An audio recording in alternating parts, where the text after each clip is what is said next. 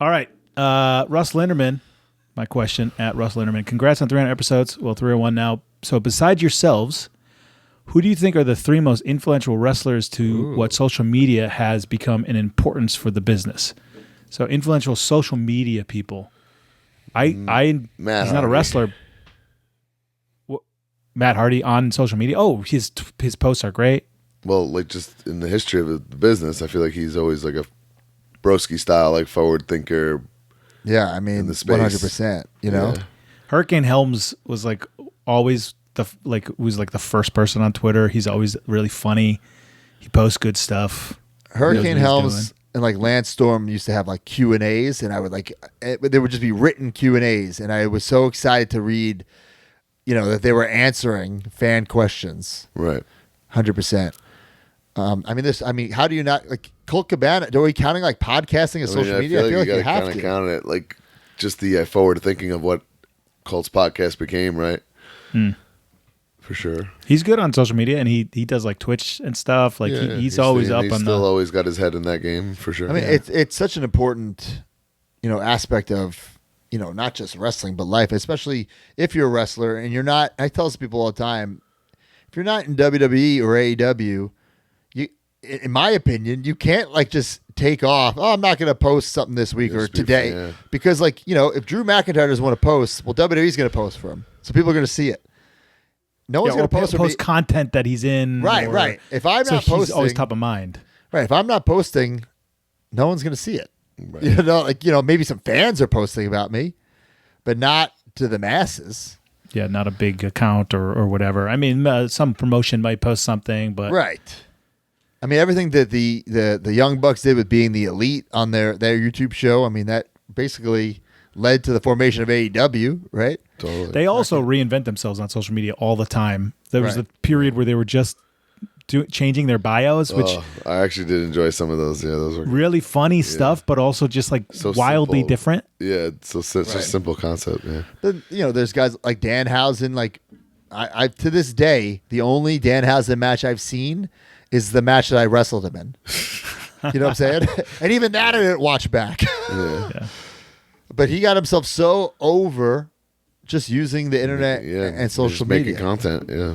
Or even now, Joe Hendry's fucking, I don't know why it took him fucking 8 years, but he's finally trying to get that song over. You know? And it's working. I'll give It's Joe his working. due, man.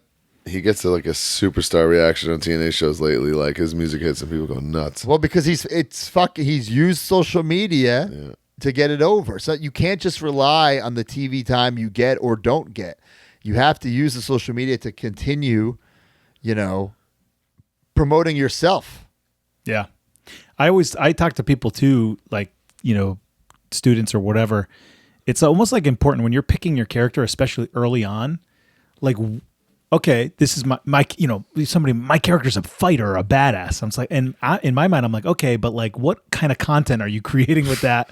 So like early on, I feel like it's almost better for a person to create a character based on content that you can make, almost like a character that lends itself to some sort of content. Like Slade, for some reason, was just slamming his head into wood in 10-second videos, and he got super over by doing that, or hitting a wall with a hammer because his character was insane.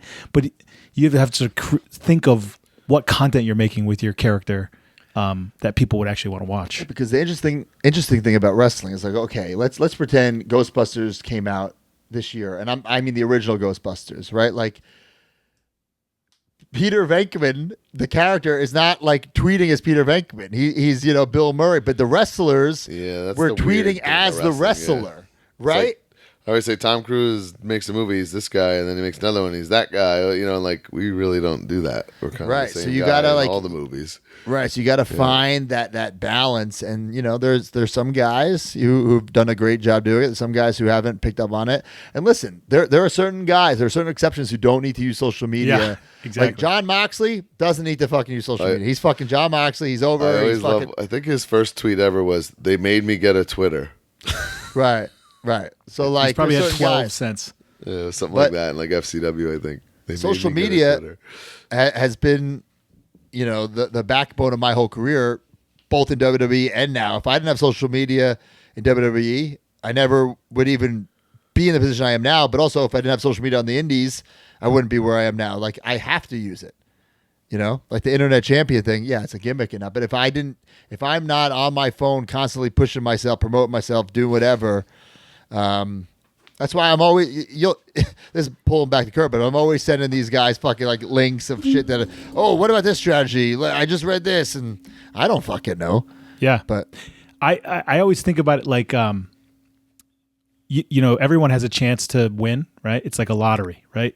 So when you are doing social media and Twitter and Snapchat and a podcast and getting great gear and looking great, you've bought yourself 20 lottery tickets, right? But then the guy who's just a wrestler, like, he could make it. He could by just being a wrestler. If you're really good, if you're really lucky, but he's got one lottery ticket. So like, why wouldn't you get as many lottery tickets as you can? I've never heard that analogy. I think I'm going to steal that, Mark. That's very, very good. That's great. You But could put yourself in the best position to win. What the fuck are we doing, right? We're trying to do this. We better spend all of our time putting our money in all the buckets. And also, you know, like social media, it's free. It's free advertisement. Yes, you could boost a post or pay for ad, but like the actual posting, tweeting, whatever it's called, it's free. Double-edged sword. It's free for everybody. So how are you going to stand out? And that's why what Mark was saying earlier, like if you're just a guy, it might be hard to create some content that people want to consume.